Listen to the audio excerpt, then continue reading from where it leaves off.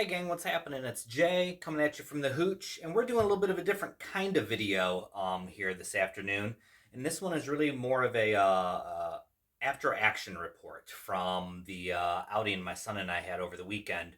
Our little Bigfoot scout about, and then the Bigfoot night up that you guys saw there over the weekend.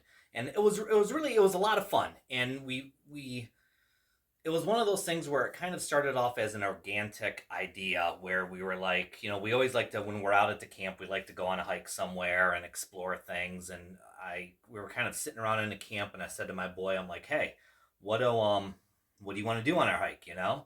And he was like, well, why don't we do a night hike tonight, and we'll go Bigfoot hunting. And I thought to myself, for right away, I'm like, you know what, this is good. Let's turn this into something else other than a hike. So I'm like, you know what? I said, why don't we do this?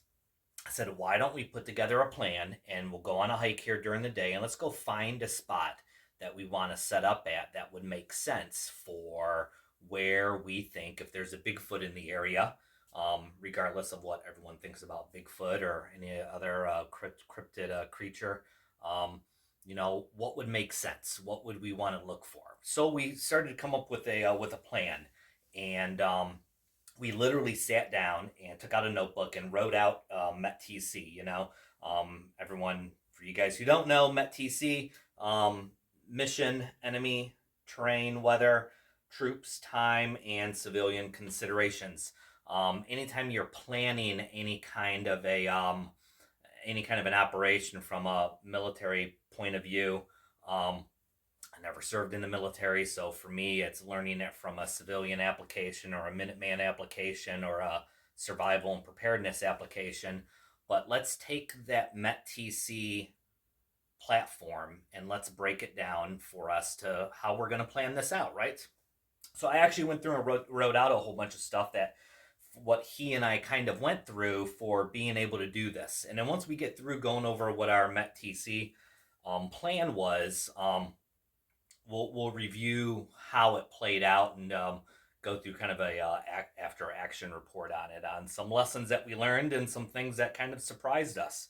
So starting first, obviously, and I'll put up here too for any of you guys who like to read. So for METT-TC, first thing started off with the mission. What's our mission? That was a no-brainer. Bigfoot hunting, right?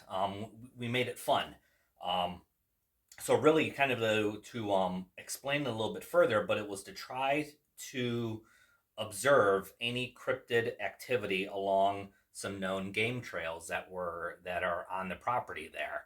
So that kind of gave us a pretty focused idea of what the mission was, what we wanted to accomplish, right? Next is enemy.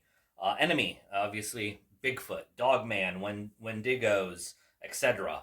The whole idea was cryptid activity. What would we possibly see, hear, see signs of? Use your imagination. That was that was our perceived enemy for it. The other perceived enemy, and this was a secondary, I guess it could be an initial, depending upon how you look at it, but was coyotes, wild pigs, things of that nature, which are obviously there on the property and the surrounding properties. Obviously we see our share of coyotes out there. So that led to, and this METT-TC kind of leads to the kind of equipment you want to bring along with you. So obviously we have our mission, we have our enemy, our perceived enemy, terrain and weather. Our camp is located in an area that is a mixture of woodlands with interspersed swamp areas, and then everything is bordered by farm fields. So that's kind of the terrain that we're dealing with. Not a lot of elevation gain. I mean, there's little valleys, little rises, but that's really it. So terrain was a known, and we're familiar with the terrain, which certainly helps from a METT-TC standpoint. To go along with terrain, weather, what's your weather forecast supposed to be like? What's the weather trends? Obviously for this was just a single night out. So we knew from looking at the weather, the great thing with technology is you can check weather in the field, whether it be on your cell phone or whether it be listening to the weather with your radio. I know there's a renewed discussion out there on purposes of why we might need radios out in the field. I mean, one of the great things about that is able to listen to the weather report on your NOAA weather station. So we're able to do that there. But the forecast was low 60s, 20% chance of rain. In fact, the 20% chance of rain was supposed to happen before we would have started the nighttime operation, and then not until the following morning, which we would have, if everything goes according to plan, we would have been back by that standpoint. So otherwise, we're looking dry. But partly cloudy. So the cloud, weather-wise, it clouded over, but then the clouds would move out, so it was kind of like half and half there with that. So that was train and weather. That's in our mission planning there for METT-TC. Troops. Who do we have, right? So in this case, it was my son and I. We were gonna work as a two-man team, and then we had our folks up at the on the property who we could call upon if help was needed or if something had gone wrong. And that was all pre-planned ahead of time, where they knew when we were leaving the camp, where we were going to be, when we were planning on leaving the observation post that we were going to set up, and then when we would be back in camp. So they had those general time frames, and they knew what radio frequency to monitor if text messages weren't going through. Obviously, we're in a time period where technology works, and in a situation like this for this particular mission, that wasn't you weren't giving anything away by openly communicating like that. So it was essentially just my son and I, and then a support element back at the main house. And then time frame was really our goal was to leave our camp, or we'll call it patrol base, however you want to say it, make it sound fancy, was to leave our camp about 45 minutes before dark.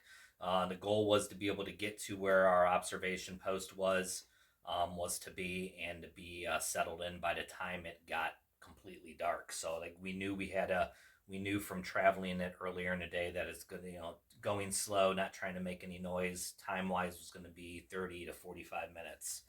And then we knew about how long we wanted to stay at our observation post, anywhere from 2 to 4 hours, and then figuring a half hour, 45 plus minutes to get back, just knowing that it was going to be completely dark, so travel was going to take a little bit longer.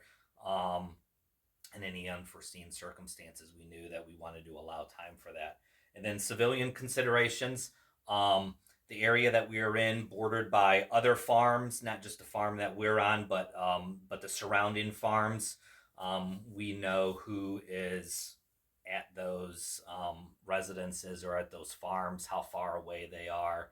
And so we knew that civilian considerations, while civilians were going to be outside the area of operation, more the area of interest, but in the actual designated area of operations, there weren't going to be, or there shouldn't have been, any civilians present at that time. So that was kind of the layout for METT-TC, to kind of go through with that. So putting together our METT-TC outline, we knew that there was certain gear that we wanted to take with us. Obviously, we wanted to take radios for communication. My son and I, we both had a radio with us. And the reason why, normally you wouldn't think, oh, but you're just operating as a two-man team, both of you shouldn't have radios with you. That was just in case if we happen to get separated for whatever reason, because of it being dark. I wanted to make sure that we were able to communicate with each other that way. We had maps of our area, so we had everything laid out to be able to look at. I'll put a better picture of it up there. For what our maps were, we knew where our patrol base was going to be, where any danger points were, linear danger areas. We pre-marked those, and then we marked where our actual observation post was to be. So we had all that marked there on our map. as well as our support element. They knew all of that information as well. So we had a compass with us. We had our navigation kit with us, and then besides that, we knew that we were going to be operating in the darkness. We had a night vision setup here. So helmet mounted night vision is nice for walking in the woods, and as you guys can see, if you watched the video or didn't, that certainly helps from an observation post standpoint, to be able to view. That definitely, my son and I, we took turns viewing through them, and that worked out really good. But we also had red lights with us for navigation and traveling, and that worked out really good for looking at our map and such. So some sort of red light ability there as well.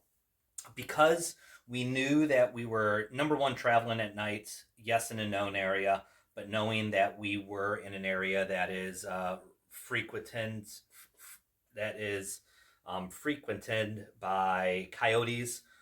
We wanted to make sure we had some sort of self-defense with us. I wore my the Chicom chest rig with a couple extra magazines, extended mic on there for the radio, had a battle belt on with a sidearm, and then what we took for the weekend, we had our AK platform with us as well, with a light on it. And I'm sure you guys saw in the video, and I put a picture up there, when we were hiking out, when we were clear of the deer, see him? Of the woodlands. 1, 2. I had to turn the night vision off because we knew exactly where we were, and we were just going by red light or no light. And my son had heard something off to the side, so the weapons light, obviously, for quick and easy identification. Saw 2 sets of deer eyes just inside the tree line, which was kind of cool. So I mean, obviously, the setup works for that. But that was really knowing that there wasn't going to be any rain during that time period, and we were only at no further than a half mile from camp or the patrol base. We we just went with the clothing on our body, and that was really it. But I'll tell you what, a lesson learned. And give me a second here. So I had worn out in the LA police gear this is their core combat shirt, and it's basically a trimmed down version of a normal combat shirt where there's no sleeve pockets on it, still Velcro, but there's still a heavier fabric on the arms, and then the quick dry fabric on the body. I wore this, and you can see up here that it worked out. When it really with the dark woods and the dark shadows, black ain't necessarily a bad thing, but it lit up like a Christmas tree under night vision that you can see there. So while we weren't worried about observing us through night vision, I really didn't mind that.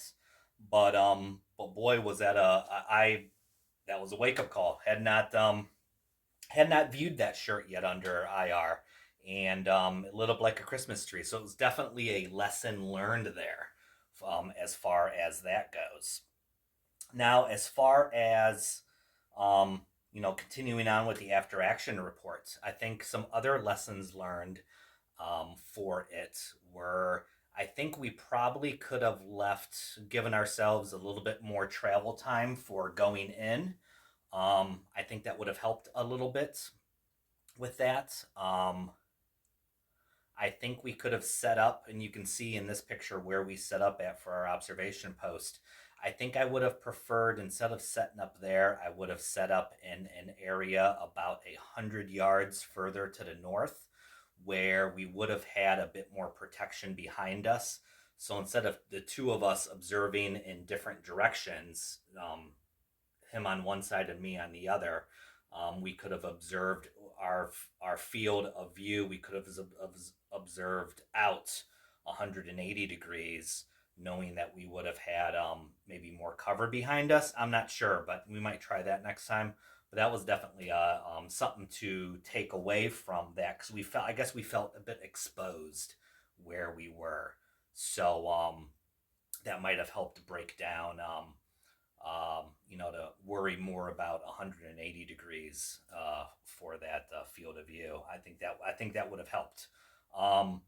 It would have helped to have a thermal imager. Thermal imager would have been huge because there was at one point my son had, and you can see up here, my son had he kept hearing something, and he really started to fixate on it because he kept going back to the spots, and we think it ended up being the deer that we saw later, but you never know. Um, but if we would have had some sort of thermal capability, that would have helped tremendously. Because even though we could see about 100 to 150 yards out into the woods with the night vision, thermal would have been much quicker recognition for what he might have been hearing at least. So we had that going for us as well. If we had to do it again, another thing from the after action report is probably at least one of us would have taken a small day pack. Um, I think there was a comfort factor with us being on our own camp property and having such quick relative ease of access to that we went really light. I mean, we had the basics covered, but it would have been nice to maybe have a tarp to set up for some overhead cover. Um, a couple liters of water maybe, but but that was really it. So I think to go do that again would have thrown a quick day pack on, even a butt pack or a fanny pack or a sling bag would have been, I think worthwhile to take for that there. So definitely lesson learned, because I think that one, like I said, I want to go back to that. I think we were in our comfort zone and probably too comfortable with that. So there's something to be said for that at least. Um, Another thing with the after action report is that lots of deer activity in the area. In fact, we saw a ton of deer footprints in the mud on the there's some rough cut roads through the property, and at the couple of railroad crossings there were tons and tons of deer activity, coyote activity, so you could see all that. So that definitely stood out to us. But we didn't see like no signs of any human activity for quite a while, so there was not much of that. Um, I think that's it. That's my after action report on it. Um, One more thing I'll touch upon with it before we go is I really think doing exercises like this, even if it's for fun, taking and this is a great example of it, taking your one of your kids out and coming up with an idea and playing it out is I think huge, absolutely huge. It gets you get your feet wet by getting out in the field and putting. It's kind of like testing proofs of your proof of concept and testing those proofs of concept and seeing what's working for you, what isn't working. Um, we were super comfortable with the setup that we had and good to go. And I think our mission was a success. Could it have been done better? Absolutely. Were there lessons learned? Absolutely. But did we successfully run it? Yes, we did. And I think for everybody, I know I preach a lot about getting out in the field and just doing it. I can't say it enough. Don't be afraid to just go out there and just do it. Don't be afraid to make mistakes, because making mistakes and learning from those mistakes and implementing what you learned in the next field up is crucial. It's how we become better. So, anyways, that's my I guess that's all my notes for METT-TC and how METT-TC applied to this situation, and what we learned from it. I think. Oh, the other thing that we probably could have learned from it too was I should have, and I take it for granted because I'm out there so much. Spots where there were known linear danger areas, I should have ahead of time let my son know, hey, when we reach the first set of railroad tracks, make sure you stop, take a knee, and wait for me to come up behind you so that we can make sure we're covered and watch and make sure it's clear to cross. I should have done that ahead of time instead of, I'm sure you guys saw in the video where he's walking up to it and I'm like, psst, psst, and then I whistled and I'm like, hey, and then finally I said his name until he finally stopped. So I should have let them know ahead of time. Hey, when we come up to this area, make sure you do this so that we can do this. Hold up. I think, and afterwards, after we got back to camp and got our stuff off and settled in for the night, we reviewed that. I'm like, hey, the next time, when you come to a spot like that, make sure you do this. And he's like, oh yeah, okay, that makes sense. So those are, teachable moments that you can use to benefit you and your group or your family or whatever. So, anyways, that's all I got, guys. Thanks for following along. I appreciate it. It was a super fun activity for us, a fun exercise. We're going to go out again next month and do it again, and try to put a little bit of a spin on it. And going with a couple other people so that we can have maybe two-man teams and work with each other. So we'll do that. So, anyways, take care, be good, and keep getting out there. And we'll touch base soon. Thanks a bunch, guys.